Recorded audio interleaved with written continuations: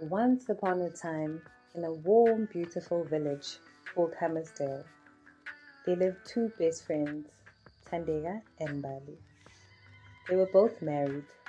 Tandega was married to Sipo, and they had a beautiful baby girl called Balisa. Sipo was a fisherman. His business used to do well, but now it had become quiet. He was no longer getting big orders like he usually did, and his wife Tandega had a vegetable stand that was also not doing well. It used to be busy, but now only Mbali, her best friend, had customers flooding her stand every day. As much as Tandega loved and supported her best friend, it brought deep sadness to her that her business was struggling. It was not always like this. When she started her business, it was doing very well. She had started the business with her best friend Bali. Bali was married to Mandla, and they had a very handsome son called Tabo.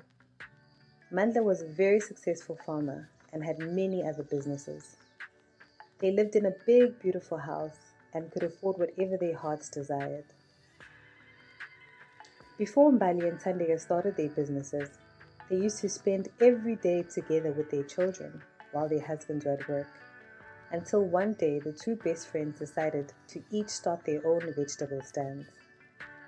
They both spoke to their husbands, and their husbands supported this by saving up money for their wives to get stock for their stands. The best friends, Tandega and Bali, finally opened their stands, and their businesses were a success. Although their businesses were doing well, Mbali was not happy with her home life. As much as she loved Tandega, she resented the fact that Tandega's family had more than hers.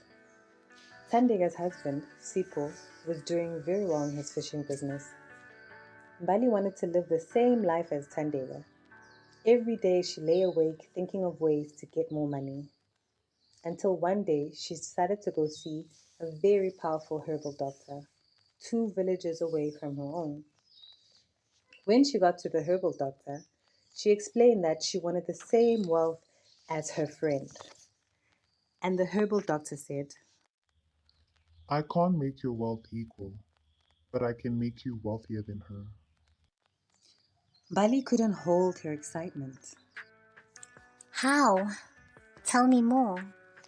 Bali quickly asked. The herbal doctor began to explain. The next time you visit your friend, you need to steal an item of clothing of hers and her husband and bring it back to me. We will then do a ritual that will bring their luck to you and increase your own luck. I'll explain what's next when you come back. Mbali made her way back home, and during her walk home, she thought about what the herbal doctor had said. It made her feel guilty about Tandega, but she soon allowed greed to consume her and vowed to return to the powerful herbal doctor the very next day. The next morning, Mbali made her way to Tandega's house to fetch her so they walked together to their vegetable stands. Tandega was pleasantly surprised because she normally met with her friend by the vegetable stand. Mbali managed to steal their items of clothing before they left Tandega's house. When they got to their stands, Mbali suddenly complained about a headache and a backache. Tandega felt bad for her friend and suggested she go home and rest and that she will bring her son home when she's done for the day. Mbali left and quickly made her way back to the witch doctor. When she arrived, she gave him the clothing and they did the ritual. When they were done, the herbal doctor said, Now remember to bury these clothes in your yard and never let anybody see them, as it will cause serious consequences.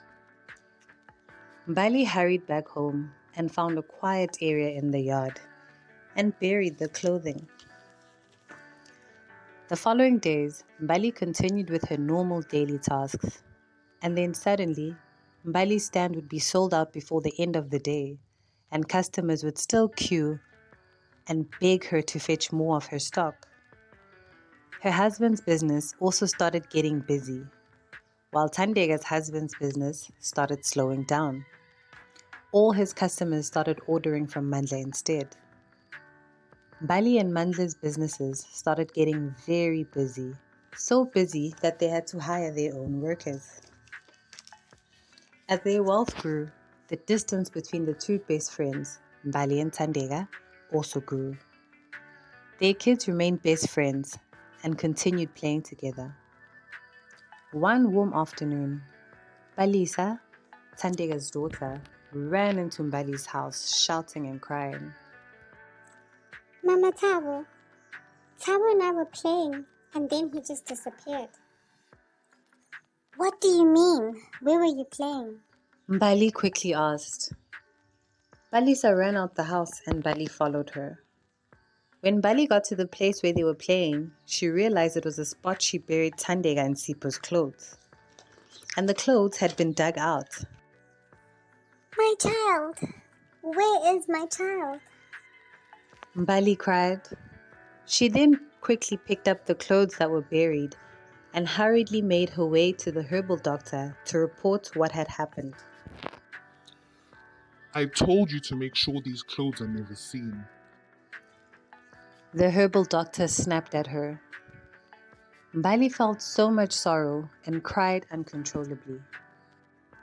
Your son has been taken by an evil spirit called the Tigalosh spirit, which keeps children trapped in the spiritual world. The herbal doctor explained, and he continued. You have to confess what you did to Tandega and Sipo in front of the whole village if you want your son to return. Mbali slowly walked back home. On her way, she was feeling shameful for what she did and fearful for her son. As soon as she arrived, she went to the village chief and requested to make an emergency village announcement. The chief's helpers gathered the villagers. When everyone had gathered, Mbali began to tell her story of how she bewitched her best friend and begged for her forgiveness. While Mbali was admitting to her evil deeds, her son appeared from the crowd and ran to her crying. She cried from relief and promised herself to never let greed consume her ever again. Unfortunately, Mbali had learned her lesson a little too late. And for her crime, her punishment was to be banished from her village. Mbali spent the rest of her days in the forest, regretting everything she had done. And she realized that she had everything she needed all along.